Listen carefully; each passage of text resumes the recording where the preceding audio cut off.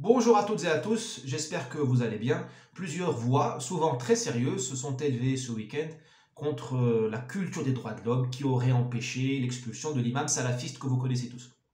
Moi, je pense qu'elle se trompe lourdement. Je vais vous dire pourquoi. D'abord, les droits de l'homme, tout le monde s'en est bien moqué durant le Covid. Je n'ai pas entendu la CEDH, le Conseil d'État, la Cour suprême, je ne sais plus quoi, la Cour constitutionnelle, le tribunal administratif de Paris, je ne sais où. Je n'ai pas entendu ces illustres magistrats, ni les ONG, Amnesty, Human Rights. Je n'ai pas entendu ce beau monde fustiger la dictature sanitaire. Ils n'ont pas élevé, ils se sont pas élevés au nom des droits de l'homme. Pourtant, il y avait matière. Nous avons été empêchés de voir nos malades, nous avons été empêchés de dire au revoir à Dieu, l'ultime au revoir à nos mourants. Les EHPAD se sont transformés en mouroirs, isolés de la société, tu ne pouvais pas y aller. Nous avons été injectés malgré nous. Les personnes dans la Cour, dans le Conseil constitutionnel, dans le Conseil d'État, aucun illustre magistrat avec bardé de diplôme et gagnant plus de 10 000 euros par mois n'a osé remettre en question l'expulsion, la suspension des soignants. Personne n'a osé remettre en question l'apartheid sanitaire. Donc les droits de l'homme, c'est une blague. Ça n'existe pas. Ce qui existe, un projet de destruction de la société. Et je vais vous l'expliquer tout à l'heure. Pareil, ces gens-là, ces illustres magistrats, ces illustres ONG relâchent les racailles. Mais une fois que les racailles sont en prison, elles les abandonnent. Nos prisons sont une honte. Les prisons françaises sont une honte. Et là, tu ne trouves pas le Conseil d'État ou je ne sais quelle ONG pour dire réformons les prisons. Même M. Macron, le prince du progressisme, n'a pas construit des places de prison, alors qu'il aurait fallu construire pas 15 000 comme il s'y est engagé, mais 50 000 pour qu'il y ait des prisons sérieuses dans ce pays, décentes, humanistes, dignes. Voilà. Donc les droits de l'homme ne sont pas intéressants, ne sont pas en jeu. Ces gens-là veulent détruire la société et rabaisser l'État-nation. Détruire la société en l'intimidant, en la terrorisant. Donc ils relâchent les racailles. Ils vont vous laisser avec les salafistes, tout ça, pour vous faire peur.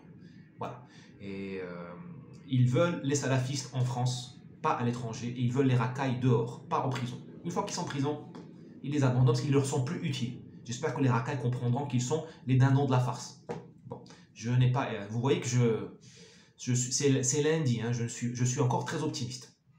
Deuxième point, ils veulent rabaisser l'État-nation. Ils veulent humilier la police. Là, Darmanin est humilié.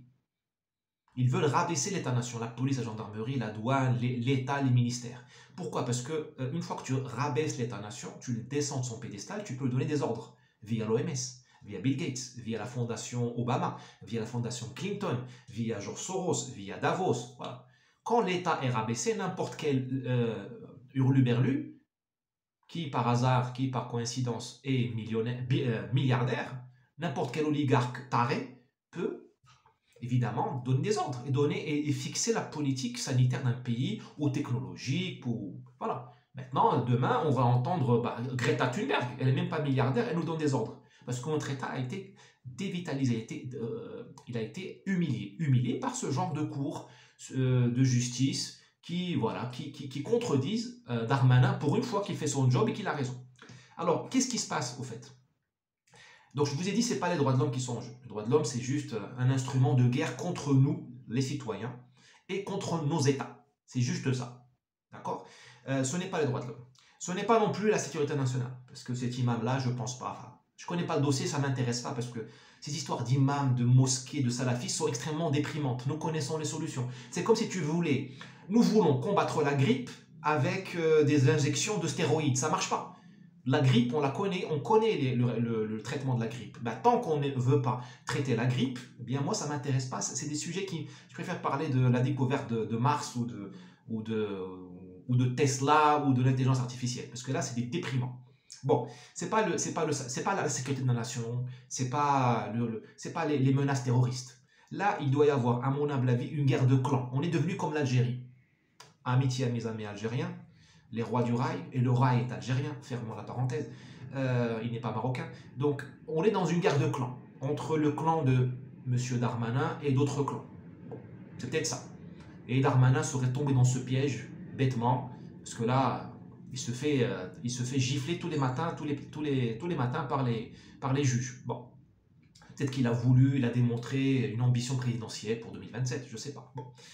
Deuxième, ça peut être ça. Deuxième chose, ça peut être aussi une guerre entre la France et le parti unique. Parce qu'aujourd'hui, il y a un parti unique. Il est à Davos, il est quelque part dans les Hamptons, près de New York.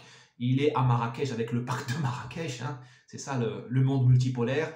Il est un peu au Qatar avec. Il faut bien payer tout ça. Il faut bien que ça circule.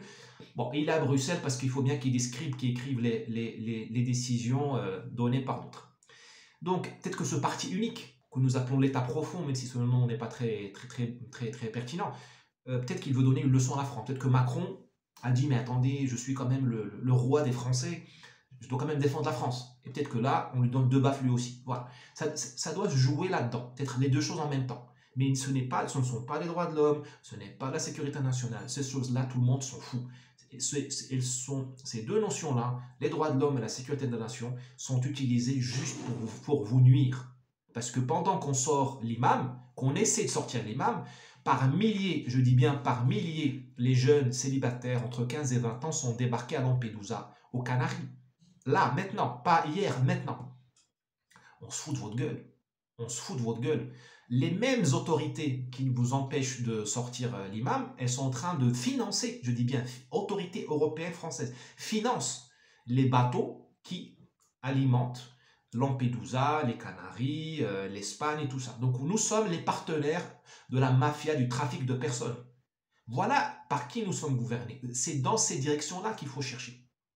Et je me répète pour la dernière fois, il n'est pas question de droits de l'homme. Les droits de l'homme sont une blague. Les droits de l'homme sont morts. Ils sont morts lors de la pandémie. Il faut bien qu'on le comprenne. Allez, à demain et bon courage à M. Darmanin. C'est rare que je lui souhaite bon courage. Bon courage pour qu'il sorte l'imam. Et je lui dis, hein, il y en a d'autres comme ça, des imams et des salafistes. Hein. Et de toute façon, sortir un imam ou pas, ça ne sert à rien. Donc, il faudrait que la France ait quelque chose à dire aux musulmans de France. Je sais que dire ça à M. Darmanin, c'est perdre mon temps, mais je le dis à vous, chers amis français, ça ne sert à rien. Bien sûr qu'il faut sortir les imams dangereux. Le problème, c'est pas ça. Qu'est-ce que vous avez à dire aux musulmans de France? Vous leur mettez Ruquier, Léa Salamé et Hanouna. Ben, c'est normal qu'ils vous écoutent plus, qu'ils se réfugient dans des imams. Quand même, se remettre en cause 5 minutes. Est-ce qu'il y a une émission dans le service public français qui s'adresse aux diasporas françaises?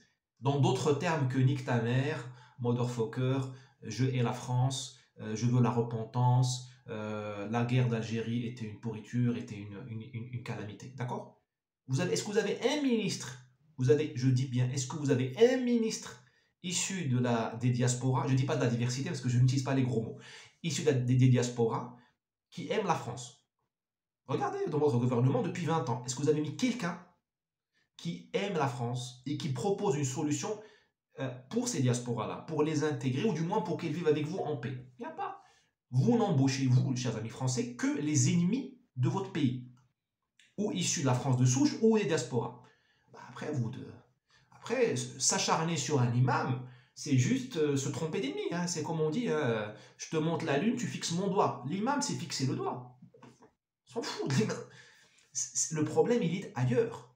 Mais vous avez tout un système qui vous empêche de défendre votre pays. Comme je vous le dis, il y a la grippe, il y a des remèdes pour la grippe et des traitements. Ben vous mettez des stéroïdes ou des hormones de croissance.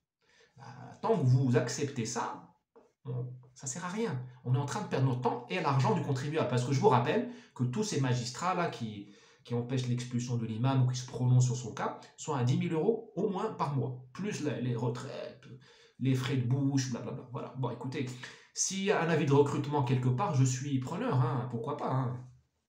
Travailler quelques heures par semaine et gagner beaucoup d'argent, je veux dire, qui est contre? Allez, à demain.